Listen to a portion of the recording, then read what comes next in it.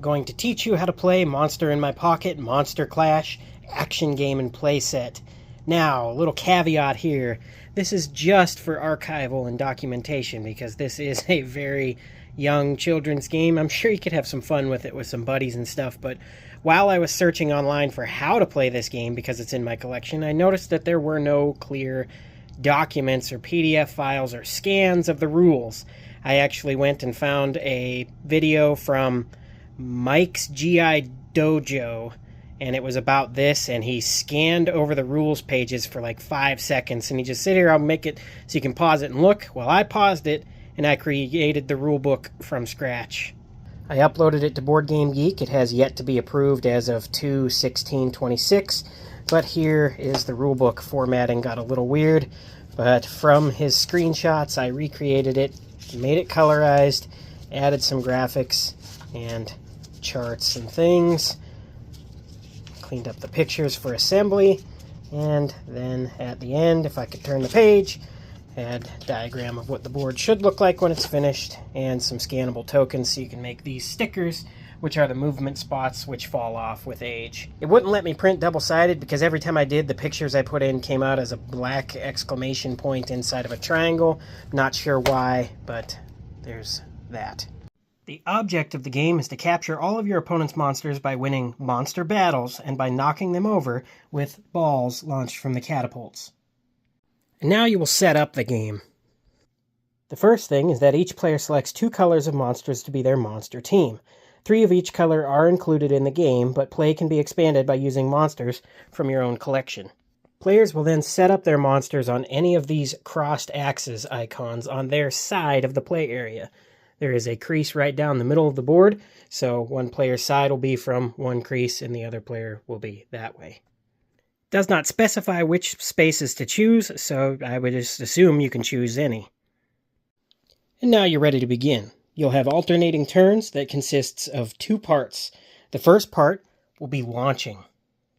Most likely the rubber bands or mechanism used to launch the balls is deteriorated, disintegrated, and gone, so I'm using some hair ties for this one right now. But the first part of your turn is launch. Player 1 launches balls from his catapult, trying to knock over an opponent's monster. If more than one monster is knocked over, only the first monster hit is removed from play, or captured, and placed in the shooting player's dungeon. This is your dungeon. The others are replaced back onto their spot on the playboard. If one of the player's own monsters is knocked over by the ball, you just replace them on their play area, and they are not captured. Part 2 of a player turn is spinning. The active player next spins the monster spinner and follows instructions on the outer circle of the spinner, the monster mover, as explained. So for here, we have move 4 spaces. So you would move blank spaces. The player must move one monster following the designated number of spaces, following the dotted path. Monsters on raised mountains and castles may move to the closest space on the playboard, and those on the playboard may move to the closest space on the raised castles and mountains. 2 of a player's monsters may not occupy the same space. However, a monster may land on the same space as an opponent's monster, and if that happens, a monster battle would ensue. These are the castles, these are the mountains.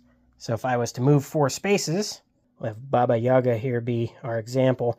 I could go 1, 2, 3, 4, and you must move along the dotted line. And if you roll a move, you must move, because obviously knocking the monsters off of here is a lot more difficult with the 3D terrain. So camping up there and just staying up there is going to be forbidden because you have to move off. Or your monster could seek safety by leaving the board and going up there. Say you spun to capture a monster. The player must remove any of the opponent's monsters and place it in the active player's dungeon. Well, those 2 are going to battle. We'll just take this Spring-Heeled Jack. Free one monster. Player must free one of his own monsters from an opponent's dungeon and place it on his own side of the play area. Monster battle. Both players select one monster and place it in the battle pit, the center of the play area. So these 2 moved and they could be doing a battle. We'll just take them and put them in the center. So they will enter the battle pit. Each player will then follow the instructions for monster battles. Your monsters have met, and now it's time for a monster battle. If a monster lands on the same space as an opponent's monster, both are moved to the battle pit for a monster battle. Or, if you spin to battle monster, each player selects one and moves them to the battle pit. Each player will then spin the spinner. The player with the higher number on the inner circle of the battle spinner wins. So, we'll say that the Flying Panther here, Winged Panther, has a 5, and Kali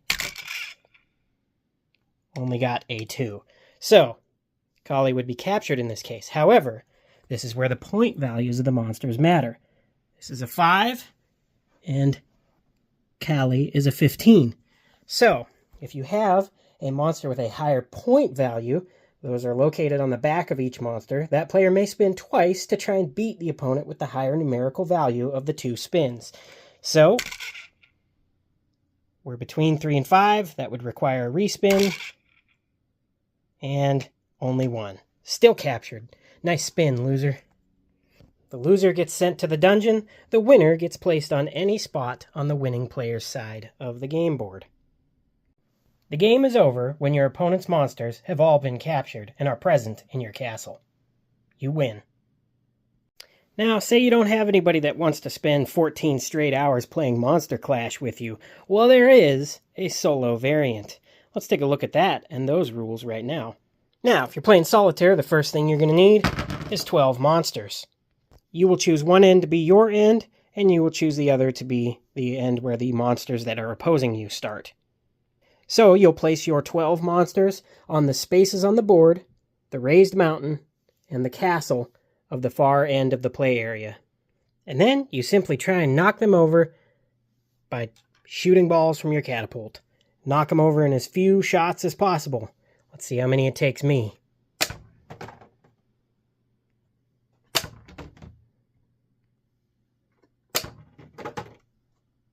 I think I made it really difficult on myself by putting the Swamp Thing and Blemier up on those really high spots.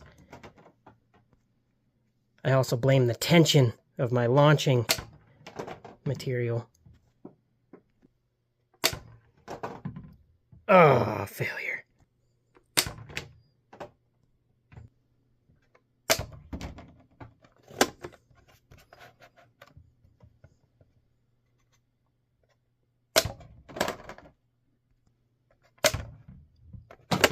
Loser.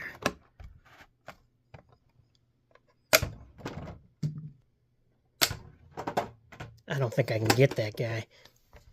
The castle's too hard. Let's try Blemier one more time. Well, nudged him. But we'll just say that I took about 16 shots. Well, no, can't say that because I didn't knock him over. So the monsters are winning because at the end, you rate yourself on how you did. 12 shots expert, 13 very good, 14 good, 15 okay, 16 needs practice, 17 keep trying, 18 or more, monsters are winning. I need some tighter rubber bands or more elasticity to launch that ball because it does not have enough power to get up those 3D elements.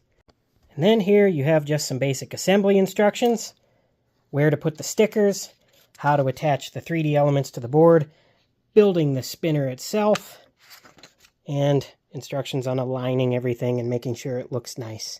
And then I added a little scan sheet to the symbols and made them so you can just print them and glue them, or just like I did, lay them on top of the actual elements themselves and pack it up when you pack up the game. This is a very old game, so these components are going to be hard to find fresh. But that is how to play Monster in My Pocket Monster Clash from Matchbox.